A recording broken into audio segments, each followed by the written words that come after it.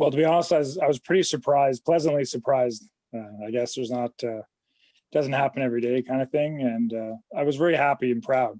I know a couple of the guys that are up there already as far as football goes, and the other sports as well. It's very deserving. I thought it was a pretty special announcement for myself, for sure.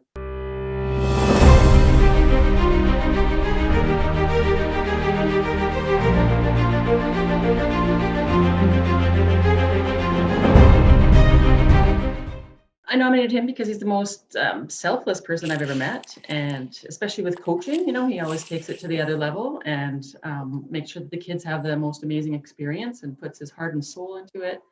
And it's, I just feel he's very deserving of. A lot of things come back to me. There's a lot of the football stuff, a lot of games, a lot of plays, a lot of practice, that whole thing. For me, the biggest thing to think about, were the memories that come back are, learn to speak some Lebanese with my line mate Hussein, just to figure out how to get some pass rush tips on a guy. Right. Or watching Donardo and Sean at our induction ceremony in the locker room, late at night is one of those things that you remember. Going in the gym and watching Big Fahey lift weights, and you thinking you're never going to reach that kind of level. And Scott Hamilton giving me a little nod on my bus to the first Panda game saying, "You're going to be okay, kid," when you're all nervous for a game. Having a guy like Jason Carleton walk through a whole bunch of stuff to keep you in the sport and show you what it's like to be a pro at that level. It's interesting. Those are the kind of things that came back to me. Listen to Burke Irwin scream across the field at you, or Big Mark trying to pass pro you every practice. Those are the things that reminded me. I don't remember the game so much, although I do. But what came back to me was a lot of these memories of my teammates, for sure. We met in Calgary when he was playing in the CFL, and everybody that I asked from the Ravens team or from the CFL teams just to say, what do you think? And it was always excellent teammate and a leader and a gentleman, and just so many great words. There's a lot of respect out there for.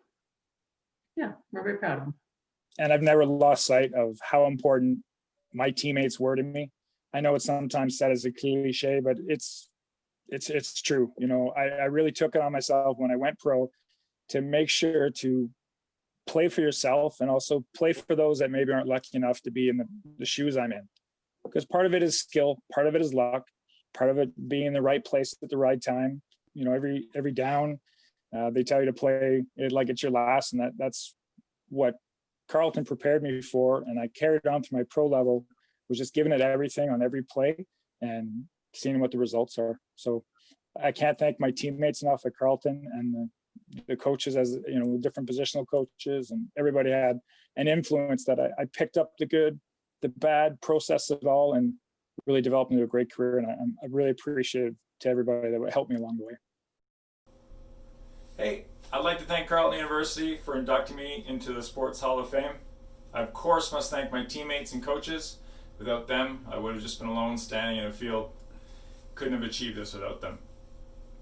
Carleton paved the way for my pro athlete career and prepared myself for life after university. For that, I say thank you.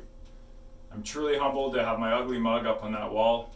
Special thanks to Don Smith, Randy Fournier, Gary Shaver, Bruce Marshall, and Richard Holmes. Thanks for showing me the way, guys.